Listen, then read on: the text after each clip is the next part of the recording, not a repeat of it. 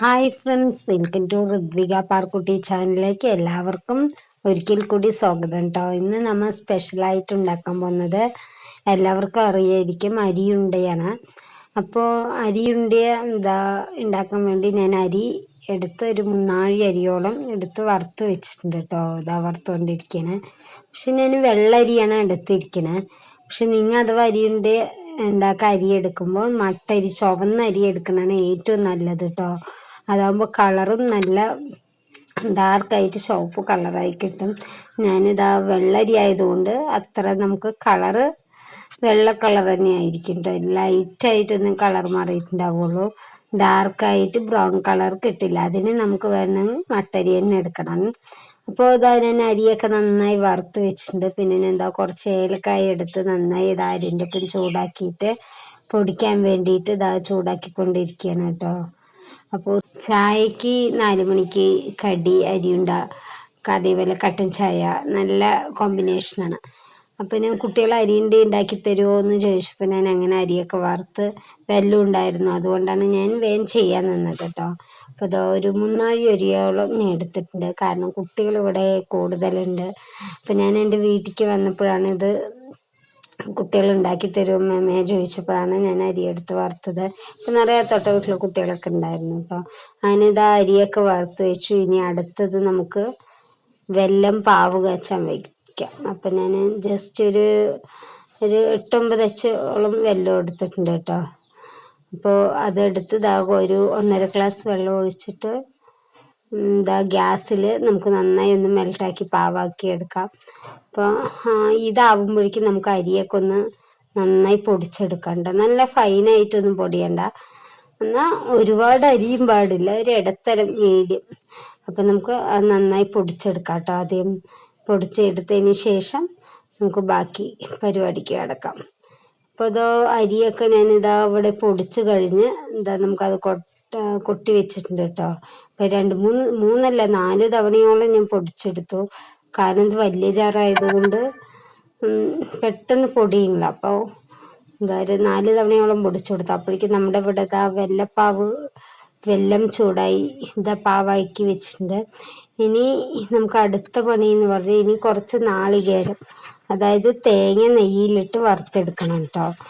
ഇപ്പോൾ നമുക്ക് ഇനി അടുത്ത പണി പറഞ്ഞതാണ്. അപ്പോൾ ഈ വെല്ലം പാവിന് നമുക്കത് മാറ്റി വെച്ചതിന് ശേഷം നമുക്ക് ഈ തേങ്ങ ചെറുകി വെച്ചിട്ടുണ്ട്. ഞാൻ 1 മൂടി തന്നെ എടുത്തിട്ടുള്ളൂ. സത്യം പറഞ്ഞാൽ 1 മൂടി പോരാട്ടോ, ഒരു 2 മൂടി ഒരു തേങ്ങ വേണം ഫുള്ളായിട്ട്. ഞാൻ ജസ്റ്റ് 1-ന്റെ പാതി, അതായത് 1 മൂടി തേങ്ങയാണ് ഞാൻ എടുത്തത്.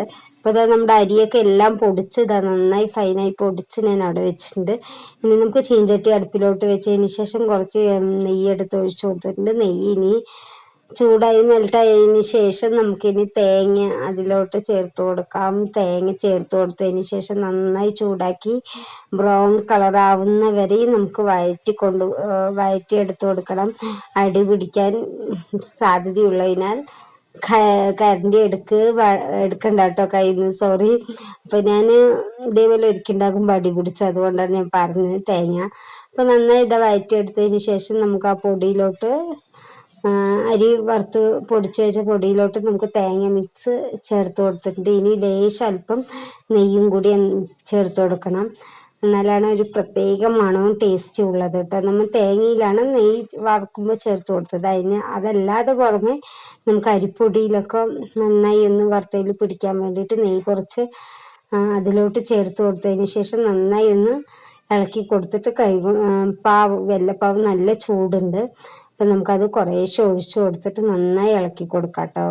ഇപ്പം എന്തായാലും കൈകൊണ്ട് ഇളക്കി കൊടുക്കാൻ പറ്റില്ല, അത്രയും ചൂടാണ്.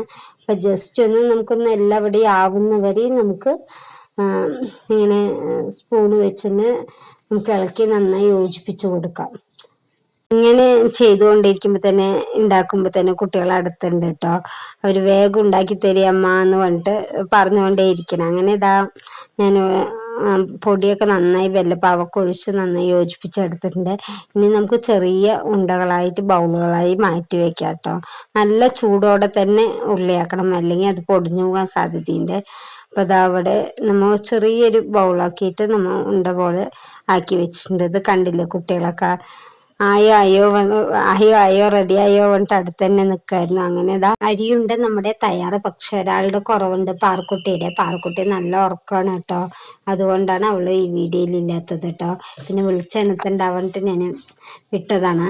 അപ്പൊ ഞാൻ കുട്ടികളോട് നമുക്ക് എങ്ങനെയുണ്ടെന്ന് ചോദിക്കാം കേട്ടോ.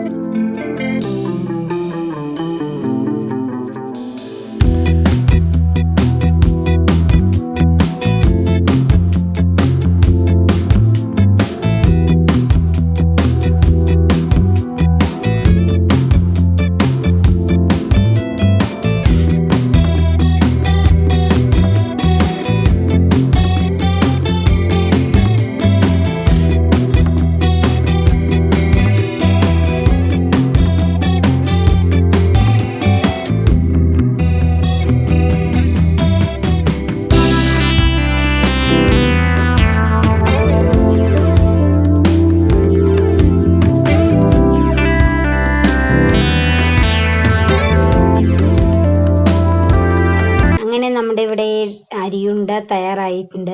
അപ്പോൾ ഈ അരിയുണ്ട നമുക്കൊരു ബൗളിലാക്കിയിട്ട് അടച്ച് വെച്ച് കഴിഞ്ഞാൽ ഇത് കേടുവരില്ല കേട്ടോ. ഒരു 2 ആഴ്ചയൊക്കെ നിൽക്കും. അതേപോലെ തന്നെ നല്ല ടേസ്റ്റാണ്. ദിവസങ്ങൾ കടക്കും തോറും അരിയുണ്ട പ്രത്യേകിച്ച് ടേസ്റ്റാണ്. അപ്പോൾ ഇത്രയേ ഉള്ളൂ നമ്മുടെ ഒരു വീഡിയോ ഇഷ്ടമായ ഇതുവരെ ചാനൽ സബ്സ്ക്രൈബ് ചെയ്യാത്തവരുണ്ടെങ്കിൽ സബ്സ്ക്രൈബ് ചെയ്യുക, ലൈക്ക് ചെയ്യുക, ഷെയർ ചെയ്യുക, കമൻറ്റ് ചെയ്യാനും മറക്കരുത്. ബൈ.